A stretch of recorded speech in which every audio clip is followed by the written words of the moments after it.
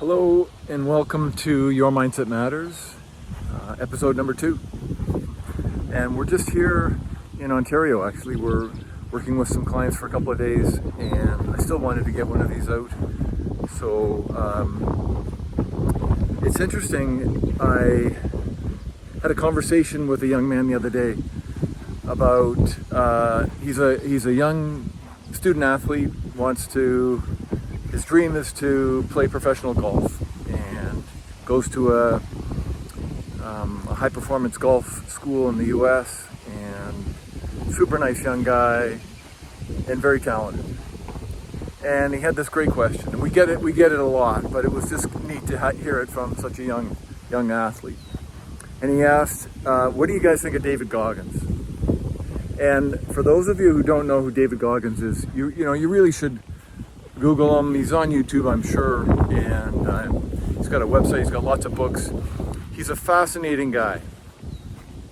And the first time I heard of David Goggins was, I think it was a tweet that I saw this bare-chested man running on the side of the road, and he's kind of barking at the camera that somebody's holding as they drive along beside him.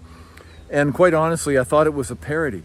I thought it was like a Saturday Night Live skit or something like that, of this guy sort of putting on making fun of sort of sergeant type coaches who bark orders and tell people to be tough and hard and mean and don't be a lazy ass and get off the couch and all this sort of stuff.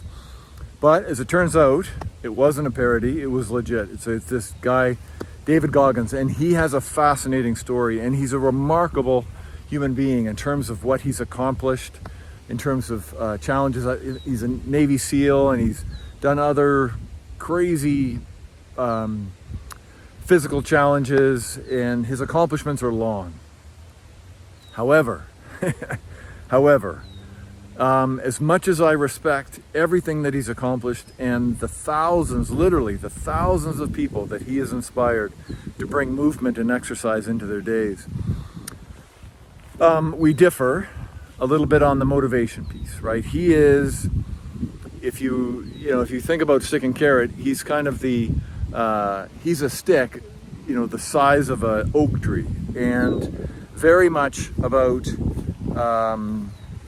using shame and self-deprecating and just a whole world of hate towards yourself in order to get yourself to move, right? And I knew that world well. Boy, oh boy, that was my MO back when I was on the national team, right? We would use the threat of, well, the Germans are out training today, so then you got to be out training today, and it was always an egoic expression for us, for me anyhow, that if I didn't train, I was weak. There was something wrong with me. If I wanted to be an Olympic champion, then I needed to do this, that, and the other. I needed to be tougher. All this kind of garbage, and no disrespect to David, right? Because it can work, right? The whole idea of the stick and carrot for motivation can work. It truly can. I think what I would just add to the conversation, though, is that it does have a timeline. Like, there's a fuse on that, and invariably it's short. And what's at the end of that fuse is a powder keg, because at some point it's going to wane, and then it's going to blow up. And that's the experience we've had. Not just myself, but with the clients we've worked with who have reached out and said, look, these are the methods we've utilized. They worked for a time being.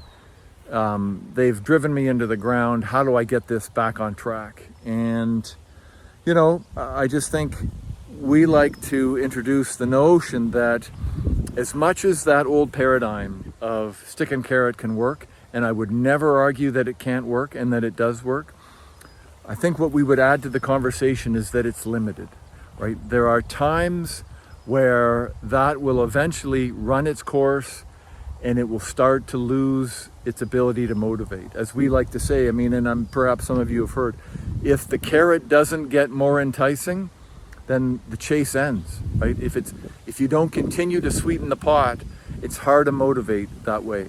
If the stick doesn't continue to get bigger, it loses its deterrent, right? It loses its ability to influence your behavior. However, when you adapt an intrinsic form of motivation, when you rely on the mastery and the service that's available to you through your whatever endeavor it is, whether it's business, sport, leadership, education, it doesn't matter, right? Whatever it is that you do, when service and mastery are at the forefront of as your motivators, when it's just about getting better, when it's about contributing to something bigger than yourself, then you are tapping into a form of motivation that's far greater than a stick and carrot can ever provide. And, Western culture, Hollywood would certainly dispute that, and I get it. I totally understand that, because it's not sexy. But research will tell you that service and mastery will outperform reward and reputation every day of the week. And when we include the mastery and service in our form of motivation, in what it is we do, invariably we discover our potential more quickly and for longer periods of time. And that's a good thing, right? That's a beautiful thing. And when that penny finally dropped for me as a coach, when I started to utilize those two parts of motivation, mastery and service, it was a game changer. And so David Goggins, I think there's a time and a place. He's certainly entertaining as hell, and but I'm not so sure I'd be signing up for that for life, right? And because it does kind of lose its influence, if you will. Maybe that's a nice way to say it. Okay, so I just thought it was a great opportunity to talk about that and see where that lands for everybody in terms of, you just don't have to be an aspiring golfer. It can be anything that you do. Okay, so your mindset matters, and that's a prime example of which path you choose as a form of fuel and motivation. Okay, take care, everyone. We'll see you next week. Bye-bye.